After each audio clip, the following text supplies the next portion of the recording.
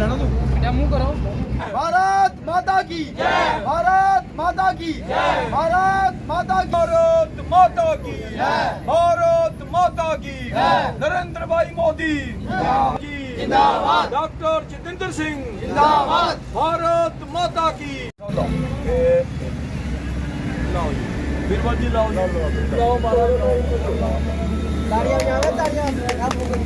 सारे शुभकामनाएं जी, सारे शुभकामनाएं। लाओ भाई लाओ मारे, मैं थोड़े मुंह में भाई ने और क्या देना ये कमाल जी।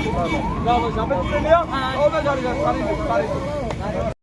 देखिए, आज आप सबको विदित है कि आज हमारा विलय दिवस है और विलय दिवस आपको पता है कि मैं तो ये कहता हूँ कि हमारा जो त्यौहार होते हैं, चाहे दशहरा, दिवाली, कोई भी हम पर्व मनाते हैं, वो तभी मना सकते हैं जब हम स्वतंत्र हैं। और मुझे खुशी है कि हमारे जो परम आदरणीय प्रधानमंत्री जी हैं वो हमेशा राष्ट्रीय मुद्दों पर कभी समझौता नहीं करते।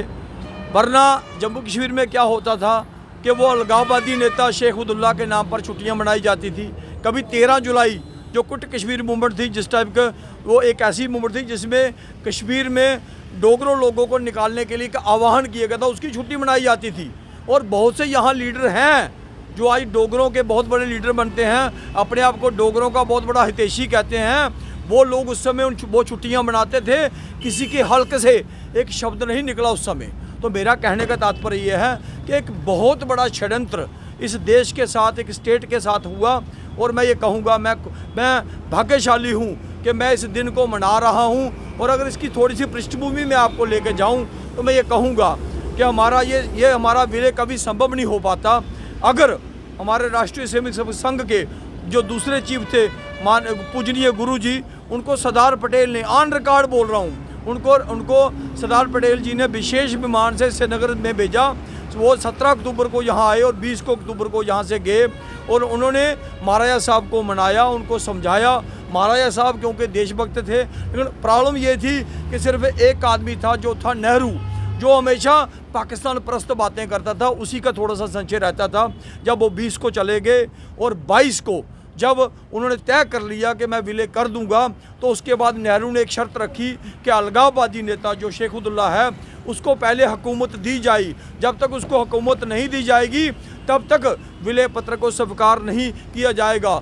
मैं ऑन रिकॉर्ड बोल रहा हूँ, नेहरू जी के ये रिकॉर्डेड शब्द हैं कि उनके लिए शेख अब्दुल्ला ज़्यादा महत्वपूर्ण है, उनके लिए विलय पत्र महत्वपूर्ण नहीं है। इस तरह की सोच जो थी वो थी। लेकिन जो 4 दिन का जो डिले हुआ विलय पत्र को करने में, तो उसको क्या हुआ, उसकी वजह से लाखों लोगों ने अपने लाखों हज़ारों बहनों ने अपनी अस्मित गंवाई। और उसके बाद क्या होता है कि जब वो विलय पत्र हो जाता है तो उसके बाद जब हमारी सेना जीत रही होती है, अपना ही इलाका वापस ले रही होती है, जिसको POJ कहते हैं, तो नेहरू जी UN में चले गए और उसके बाद जो है अपना ही फौज का सीज फायर करवा दिया। मैं ये कहूँगा, कोई भी दुनिया की कोई भी सेना देख लीजिए, जो ताकतवर होता है, जो बड़ा मुल्क होता है, उसका बड़ा प्रभाव होता है। हमारे मामले में उल्टा था। हमारे मामले में हम पाकिस्तान के सामने गिड़गिड़ा रहे थे। और उसके बाद भी ये कहूँगा, 1952 में कांग्रेस ने शेख अब्दुल्ला को पाकिस्तान में भेजा कि हम LOC को IB बनाना चाहते हैं, पाकिस्तान नहीं माना। उसके बाद 64 को उन्होंने फिर शेख अब्दुल्ला को पाकिस्तान में भेजा, लेकिन उसको यही फिर प्रस्ताव दिया, फिर भी पाकिस्तान नहीं माना। आज वही पाकिस्तान है जो घुटनों के बल रेंग रहा है। आज वो कहाँ गए अलगाववादी, कहाँ गए पत्थरबाज, कहाँ गए हुर्रियत, कहाँ गए वो सरेंडर उग्रवादी। आज जब नेता मजबूत होता है, जब मोदी जी ने एक बार बालाकोट स्ट्राइक करके दी, तो पाकिस्तान के प्रधानमंत्री ने खुद कहा कि अगर हम अभिनंदन को ना छोड़ते तो जो मोदी जो है वो अटैक कर सकता। ये होता है कि मजबूत प्रधानमंत्री। तो मेरा कहने का तात्पर्य ये है कि ये विलय दिवस, और एक मैं बताऊँ, ये जो क्षेत्र है इसमें वेस्ट पाकिस्तानी रिफ्यूजी, पश्चिमी पाकिस्तानी रिफ्यूजी जो हैं, बहुत ज़्यादा संख्या में लोग हैं, उनको 70 साल तक अधिकार नहीं दिए गए। और यही कांग्रेस है जिसने 2 विधान, 2 प्रधान और 2 निशान दिए। और पहला राजनीतिक बलिदान मुखर्जी जी ने हमारे इस लखनपुर में यहाँ गिरफ्तारी देकर दिया। तो मेरा कहने का तात्पर्य यह है कि भारतीय जनता पार्टी जो है, जो मोदी है, ये सत्ता का सुख भोगने वाली पार्टी नहीं है। देश की संस्कृति और देश की रक्षा पर अगर कोई बात आएगी तो उस पर कभी भी समझौता नहीं करती। तो आज भी जो काम, एक अद्भुत विकास और जो बॉर्डर पर इतना शांति का माहौल है, ये कभी संभव नहीं हो पाता।